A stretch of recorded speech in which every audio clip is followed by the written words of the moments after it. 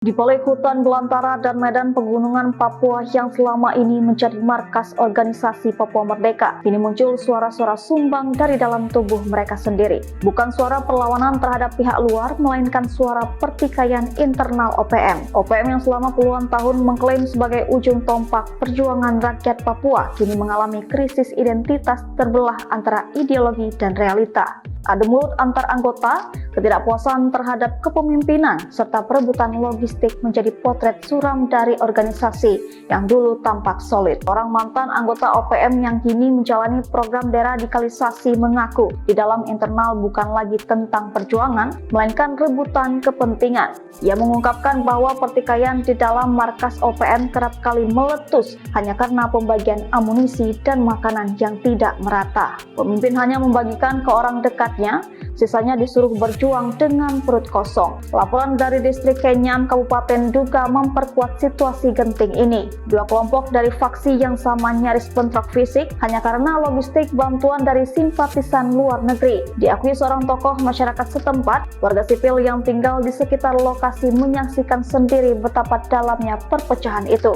Muncul dua kubu utama dalam tubuh OPM, yang satu ingin tetap mengangkat senjata, sementara yang lain menuntut pendekatan diplomatik. Tapi yang jelas keduanya tidak lagi bisa duduk bersama. Di tengah kekacauan ini, sejumlah anggota memilih meninggalkan hutan dan kembali ke pangkuan NKRI. Beberapa melakukannya secara terang-terangan, yang lain melakukannya diam-diam demi keselamatan.